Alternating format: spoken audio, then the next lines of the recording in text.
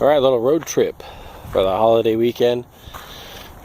Out here, you're looking at Baker, California. We are visiting the Mojave National Preserve. Got a new dog. We're gonna see how she does out here in the wilderness and check out some sights. We'll stop. We're only gonna see about a quarter of the park today, so stay tuned. We'll see what we can find.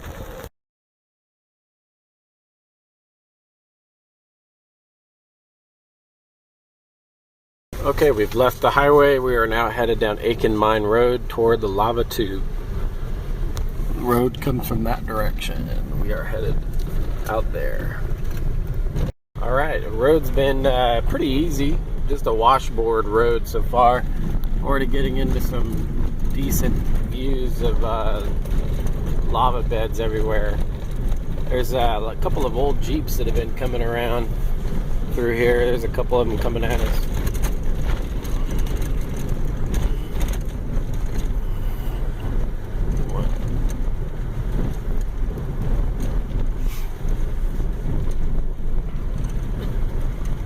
Yeah, there's some classic Jeeps. They must be doing a Mojave Road run like on classic Jeeps.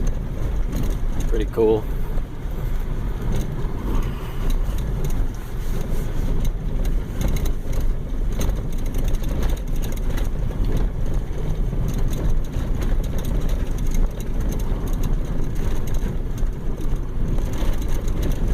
Definitely going to be some people out here on this weekend because of the holiday, so good time to do the whole road if you're trying to. A little bit more washboard right through here.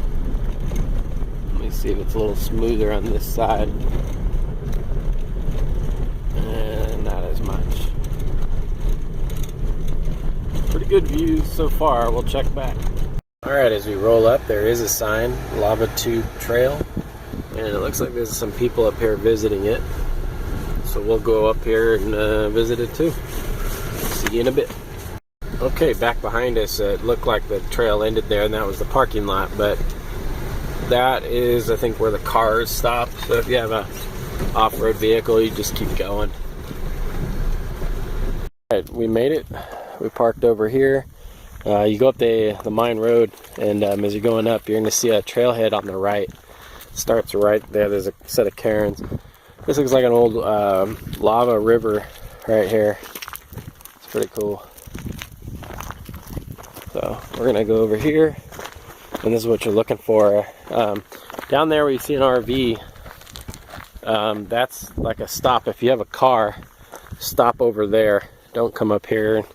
It's not really high clearance or anything, but street tires might pop on these lava rocks to get a little bit more difficult. So here's your trail.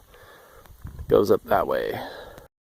Alright guys, we walk along the trail and then we come up to the first tube. This is where the light comes through the hole, so it looks like we're almost perfect timing, because as soon as the sun gets right up through there, that's when you see the sunlight come through it. So we're like perfect time to be here.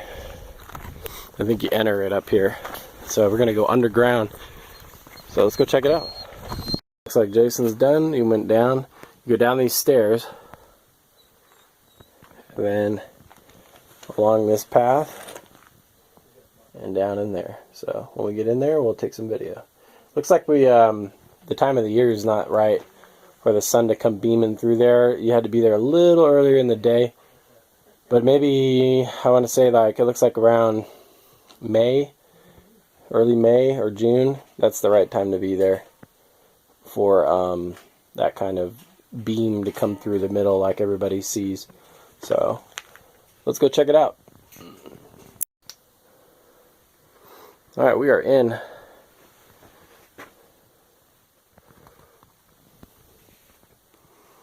It's pretty neat.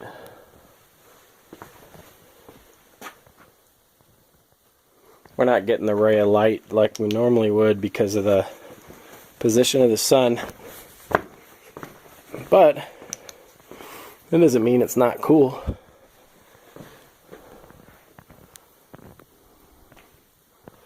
Pretty good sized room.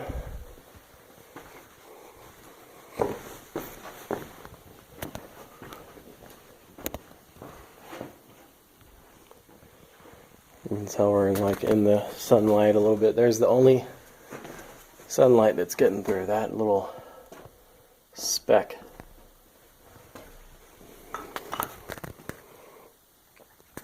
That's cool.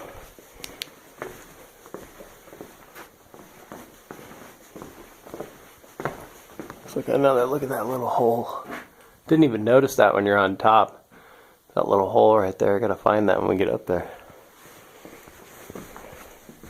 Looks like people have mined their way deeper right through there and doing more. I'm not gonna bother going in there. I don't feel like it. As you can tell, I've got a cold, so not feeling good. But we're out here anyway. It's kind of moist in here and cool. You can feel the dirt felt a little bit wet, like rainwater gathers in here. Look at, you can see it right in here where the water gathers on this wall. That's cool. Don't see any like spring action or anything like that, but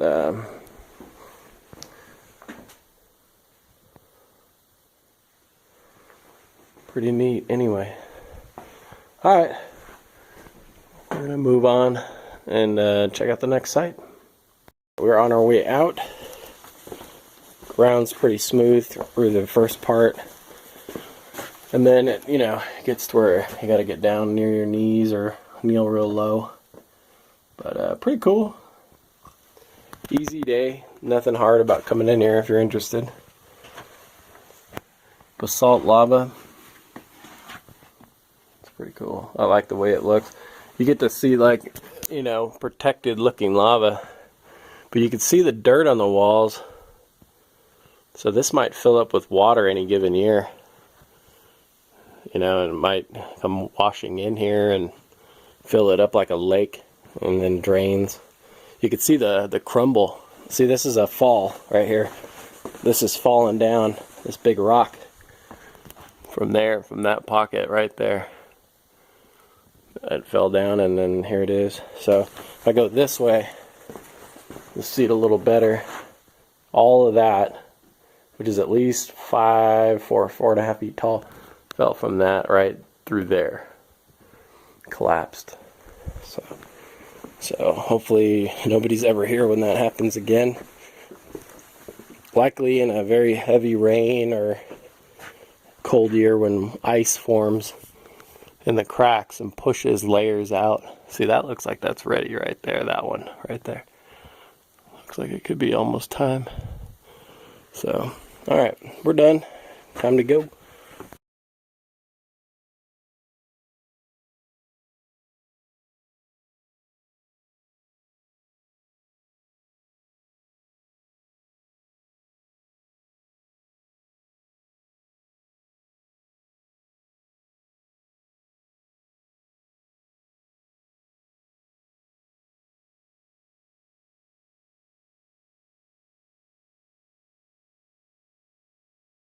Alright, coming up on the Kelso train depot. So off here off to the left. We're headed southbound. Pretty nice day, 70 degrees in the park. It's pleasant out here. It's either 120 or it's freezing, so it's good weather, right in the middle. Alright, we'll see you in a bit when we get to the station. Alright, we're out here along the backside of the post office here, checking out the scenery. Looks like there were some old tracks that ran along this slope. You could see down that way. Little berm right there. Maybe a long time ago they had a little bypass or something, in case we didn't have to make a stop. A couple old foundations. You can see signs of the past here. There's little bits of glass and old bottles like that one. All in here, so pretty cool. Lots of broken glass though, so you gotta be careful with your dogs. You come in here and just watch where they step, try to keep them away from it. But Lots of foundations though, that's for sure. Cool stuff. Looks like this cabin was rebuilt, but that one's still pretty original except for the roof. Post office there. Alright, let's see what we can find. Alright, built in 1924, they chose this spot for this depot because of the grading in the area. It was just a low spot and easy to build the tracks here. And also because there was very reliable water. So they came here and chose this spot because it had reliable water and it's just a good place to build some tracks. So pretty neat building. It's a little bit, in my opinion, a little bit overdone, like when they rebuilt it. But it's nice. It's definitely worth a visit. If you have a dog, it's dog central, so be prepared for lots of other dogs.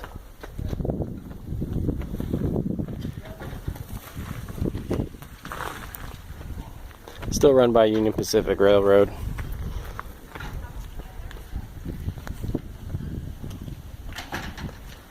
Alright, we're out of here. Kelso, California.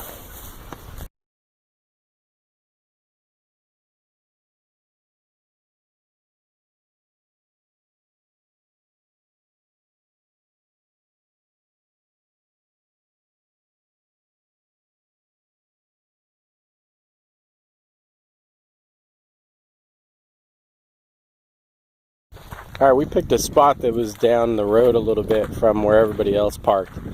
About a quarter mile that way. There's two major parking lots and they're full of people.